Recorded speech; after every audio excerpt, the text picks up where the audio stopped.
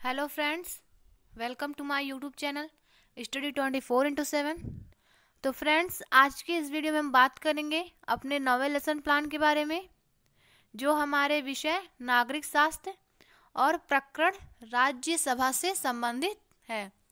तो फ्रेंड्स, आइए देखते हैं हम इस पाठ्य योजना को कैसे तैयार करते हैं। तो इस पाठ्य योजना को तैयार करने से पहले आपको हम बता देना चाहते हैं कि अगर आपको हिस्ट्री का लेसन प्लान देखना है तो हमारे चैनल पर उसकी पूरी प्लेलिस्ट है, जिसमें आपको 30 लेसन प्लान देखने को मिल जाएंगे। आप वहां से जाकर देख सकते हैं। और इसके पहले हमने 1 से लेके 8 तक के लेसन प्लान जो है सिविक्स के, वो भी हमारे चैनल पे हैं। आप वहां से जाकर देख सकते हैं। तो फ्रेंड्स, आइए देखते हैं कि इस लेसन प्लान को हम कैसे तैयार करेंगे। तो सबसे पहले आप पाठ योजना संख्या डालेंगे।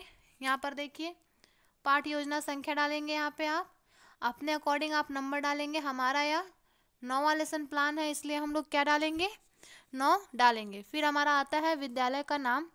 तो मैंने बार बार बताया है, विद्यालय के नाम में आप जहाँ आपकी टीचिंग लगी होगी उस विद्यालय का नाम आपको लिखना होगा। फिर आप 3 कॉलम बनाएंगे, जिसमें आपको दिनांक, कक्षा, विषय, प्रकरण, चक्र और अवधि लिखना होता है। तो विषय हमारा नागरिक शास्त्र है और प्रकरण हमारा है राज्यसभा। बाकी सारी चीज़ें आप अपने अकॉर्डिंग लिखेंगे। तो फ्रेंड्स, आगे बढ़ते हैं। ये देखिए, समान उद्देश्य, जैसा कि मैंने आपको बताया है, समान उद्देश्य जो हमारा है वो किससे संबंधित होता है, विषय से संबंधित होता है। और विशिष्ट उद्देश्य हमारा किससे संबंधित होता है, प्रकरण से संबंधित होता है।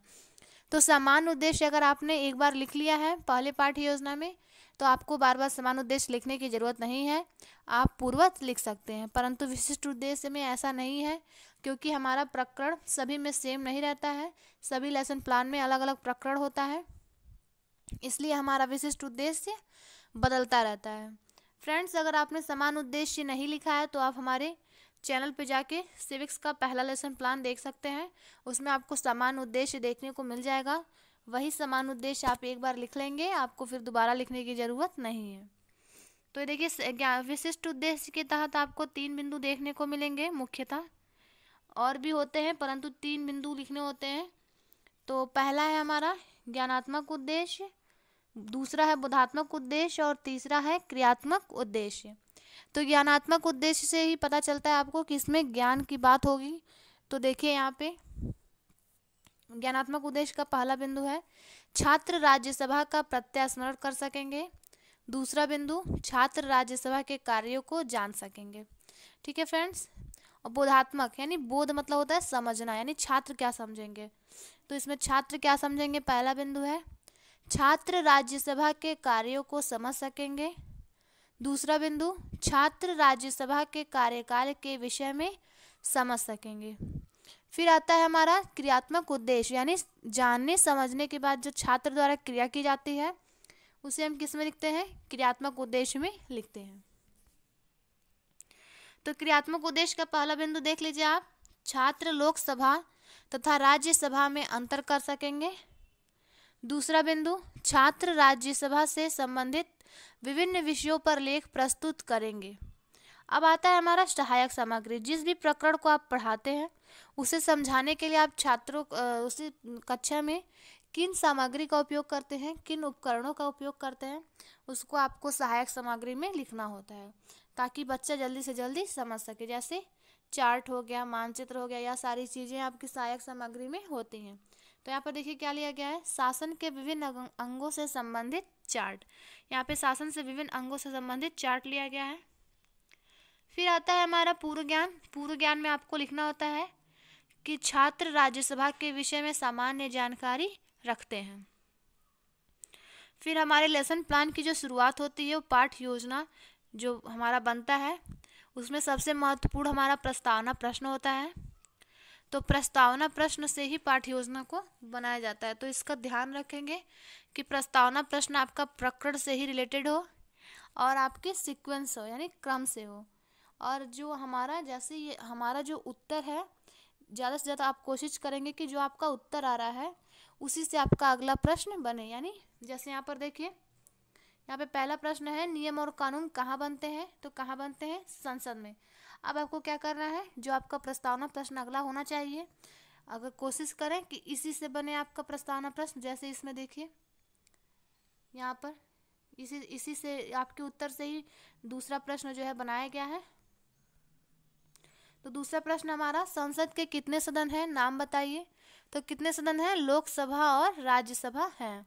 तीसरा प्रश्न हमारा, यदि लोकसभा को निम्न सदन कहते हैं तो उच्च सदन को क्या कहते हैं, क्या कहते हैं, राज्यसभा। चौथा प्रश्न हमारा, राज्यसभा के बारे में आप क्या जानते हैं। तो ये छात्रों के लिए क्या है, समस्यात्मक प्रश्न है जिसका स्पष्टीकरण आप देंगे। ठीक है फ्रेंड्स। फिर आता है हमारा उद्देश्य कथन। तो उद्देश्य कथन क्यों किया जाता है, ताकि प्रकरण के प्रति छात्रों की जो रुचि है, पढ़ने का जो रुचि है, वो उसमें वृद्धि हो, बढ़े। तो यहाँ पर देखिए आपको लिखना है, आज हम लोग राज्यसभा के विषय में विस्तृत अध्ययन करेंगे। ठीक है फ्रेंड्स। अब आता है हमारा प्रस्तुतिकरण। जब भी आप प्रस्तुतिकरण लिखेंगे, अगर आप पाठ योजना को जो है 2 अनुवृत्तियों में विभक्त करते हैं, तभी आपको प्रस्तुतिकरण में कुछ लिखना होता है, अन्यथा आप नहीं लिखेंगे तब भी चलेगा। जैसे यहाँ पे प्रस्तुतिकरण लिख के हेडिंग है हमारी, उसमें लिखा गया है, पठन पाठन की सुविधा हेतु पाठ को 2 अनुवृत्तियों में बांटा गया है। लेसन प्लान बनाते समय आपको समय का जो है ध्यान रखना होगा, क्योंकि आपका समय 35 से 40 मिनट होता है, तो आप ज़्यादा लंबा लेसन प्लान नहीं बनाएंगे। ठीक है फ्रेंड्स। अब आता है हमारा प्रथमान्विति। प्रथमान्विति में आपको क्या लिखना है, राज्यसभा एवं योग्यताएं। तो देखिए अब आप 4 कॉलम बनाएंगे, जिसमें आपको शिक्षण बिंदु, छात्रा अध्यापक क्रिया, यदि छात्र हैं तो छात्रा अध्यापक क्रिया, तीसरा है छात्र क्रिया, और चौथा है हमारा श्यामपट्ट कार्य। अब शिक्षण बिंदु में आप लिखेंगे, देखिए क्या लिखना है, राज्यसभा एवं राज्यसभा सदस्यों की योग्यताएं। फिर आप देंगे स्पष्टीकरण। तो स्पष्टीकरण देख लीजिए, संसद का दूसरा सदन राज्यसभा है। राज्यसभा संसद का उच्च सदन है। संविधान के अनुच्छेद 80 के अनुसार राज्यसभा में प्रतिनिधियों की संख्या 250 हो सकती है। इनमें से 12 सदस्य राष्ट्रपति द्वारा मनोनीत किए जाते हैं। आपकी परीक्षाओं में प्रश्न पूछा जाता है कि राष्ट्रपति द्वारा संसद में कितने सदस्यों को निर्वाचित किया जा सकता है, तो मनोनीत किया जा सकता है, तो कितने सदस्य को, 12 सदस्य को। ठीक है फ्रेंड्स, आइए आगे बढ़ते हैं। और यही श्यामपट्ट कार्य में भी आप 250 लिख सकते हैं और अनुच्छेद 80 लिख सकते हैं। ठीक है, मेन पॉइंट्स को आप श्यामपट्ट कार्य में लिख लेंगे। ये 12 व्यक्ति ऐसे होते हैं जिनका साहित्य, विज्ञान, कला अथवा सामाजिक क्षेत्र में विशेष योगदान होता है। शेष सदस्य विभिन्न राज्यों के प्रतिनिधि होते हैं। वर्तमान में राज्यसभा में कुल 245 सदस्य हैं, जिनमें से 233 निर्वाचित और 12 मनोनीत होते हैं। ठीक है, आगे बढ़ते हैं। फिर आप लिखेंगे शिक्षण बिंदु में राज्यसभा के सदस्यों की योग्यताएं। यहाँ पे देखिए, फिर आप लिखेंगे जो हमारा है, राज्यसभा सदस्यों के लिए निम्न योग्यताएं होनी चाहिए, जिसमें हमारा पहला है वह भारत का नागरिक हो। दूसरा, कम से कम 30 वर्ष की आयु पूरा कर चुका हो। तीसरा, पागल अथवा दिवालिया ना हो। चौथा, भारत सरकार व राज्य सरकार के अंतर्गत वह किसी लाभ के पद पर ना हो। ठीक है, स्पष्टीकरण देने के बाद आपको बोध प्रश्न पूछना होता है। बोध प्रश्न हम क्यों पूछते हैं कि हमने जो स्पष्टीकरण दिया या जो व्याख्या किया है, छात्रों को जो समझाया है, उनके सीखने, उनके ज्ञान को अर्जन करने की क्षमता का हम लोग आकलन करने के लिए बोध प्रश्न पूछा जाता है। ठीक है फ्रेंड्स, तो बोध प्रश्न की संख्या आप अपने अकॉर्डिंग रख सकते हैं, 2, 3, 4 आप अपने अकॉर्डिंग रखेंगे। तो यहाँ पे देखिए बोध प्रश्न का पहला प्रश्न है, राज्यसभा के कितने सदस्य राष्ट्रपति द्वारा मनोनीत किए जाते हैं, तो कितने सदस्य, 12 सदस्य। दूसरा है, वर्तमान में राज्यसभा के कुल कितने सदस्य हैं, तो कितने सदस्य हैं, 245 सदस्य हैं। तीसरा है, राज्यसभा सदस्य के लिए न्यूनतम उम्र होनी चाहिए, तो कितनी होनी चाहिए, 30 वर्ष। राज्यसभा में कितने सदस्य निर्वाचित होते हैं, तो 233 सदस्य निर्वाचित होते हैं। फिर आ जाता है हमारा द्वितीय अनुविधि। द्वितीय अनुविधि में आप लिखेंगे कार्यकाल एवं सदस्यों का पदाधिकारी। फिर आप 4 कॉलम बनाएंगे, जिसमें आपको पहला शिक्षण बिंदु, दूसरा छात्रा अध्यापक क्रिया, यदि छात्र है तो छात्रा अध्यापक क्रिया। तीसरा है छात्र क्रिया और चौथा है हमारा क्या, श्यामपट्ट कार्य।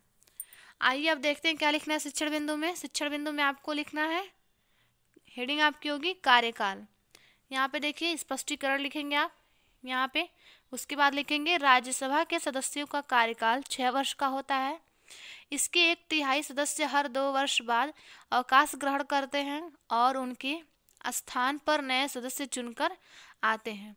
इस प्रकार राज्यसभा कभी भंग नहीं होती, इसलिए इसे स्थायी सदन कहते हैं। ये आपकी परीक्षाओं में भी पूछा जाता है, तो आपके लिए क्या है, महत्वपूर्ण है। इसको भी साथ में याद रखते चलेंगे आप। स्थायी सदन आपका राज्यसभा हो गया और अस्थायी सदन आपका क्या हो जाएगा, लोकसभा हो जाएगा। फिर आप छात्र क्रिया में देखिए स्पष्टीकरण के ठीक सामने लिखेंगे छात्र ध्यान पूर्वक सुनेंगे। और देखिए श्यामपट्ट कार्य में आपको लिखना है 1/3 सदस्य, स्थायी सदन राज्यसभा स्थायी सदन लिखेंगे आप। अब देखिए फिर से आप शिक्षण बिंदु में ही हेडिंग डालेंगे राज्यसभा के पदाधिकारी। ठीक है, राज्यसभा के पदाधिकारी। और क्या करेंगे आप, स्पष्टीकरण लिखेंगे। उसके बाद क्या लिखेंगे, भारत का उपराष्ट्रपति राज्यसभा का पदेन सभापति होता है। वह राज्यसभा के कार्यवाही का संचालन करता है। जब सभापति उपस्थित नहीं रहता है तब उसके स्थान पर उपसभापति कार्य करता है। और स्पष्टीकरण के ठीक सामने मैंने आपको बार बार बताया आपको क्या लिखना है, छात्र ध्यान पूर्वक सुनेंगे। फिर से वही प्रक्रिया है आपकी। स्पष्टीकरण देने के तुरंत बाद आपको बोध प्रश्न पूछने होते हैं। बोध प्रश्न की संख्या देखिए आप अपने अकॉर्डिंग रख सकते हैं। यहाँ पे पहला है राज्यसभा के सदस्यों का कार्यकाल कितने वर्ष का होता है, तो देखिए यहाँ पे लिख लीजिएगा आप लोग 6 वर्ष का होता है। फिर दूसरा है हमारा राज्यसभा के कितने सदस्य प्रत्येक 2 वर्ष बाद अवकाश ग्रहण करते हैं, तभी ऊपर बताया गया था 1/3। एक सेकेंड देख लीजिए आप, 1/3। यहाँ पे क्या हो जाएगा हमारा 6 वर्ष और 1/3 1/3। और राज्यसभा का पदेन सभापति कौन होता है, तो कौन होता है अभी यहाँ पे बताया गया है, उपराष्ट्रपति होता है। ठीक है, अब इसके बाद आता है हमारा निरीक्षण कार्य। तो निरीक्षण कार्य में देखिए आपको क्या लिखना है, छात्रा अध्यापिका छात्रों को श्यामपट्ट कार्य कापी में लिखने का निर्देश देंगी तथा निरीक्षण करते हुए समस्याओं का समाधान भी करेंगी। फिर आता है आपका पुनरावृत्ति प्रश्न। तो मैंने आपको बताया है पुनरावृत्ति प्रश्न में आपको प्रकरण से ही रिलेटेड प्रश्नों को रखना होता है। वो प्रश्न आपके शुरू से लेकर अंतिम तक के जो आप प्रकरण में पढ़ा रहे हैं उनसे होना चाहिए। और यह प्रश्न जो है इसमें रिपीटेड प्रश्न आपको नहीं रखने हैं।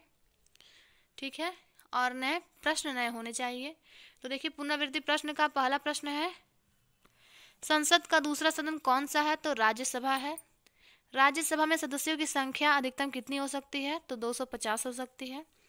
स्थायी सदन किसे कहते हैं, राज्यसभा को। सभापति की अनुपस्थिति पर उसके शासन पर कौन कार्य करता है, तो कौन करता है, उपसभापति करता है। अब देखिए आपका आता है नेक्स्ट हेडिंग गृह कार्य का। गृह कार्य में मैंने आपको बताया है आप अपने प्रकरण से रिलेटेड कोई भी कार्य छात्रों को घर से करके आने के लिए दे सकते हैं।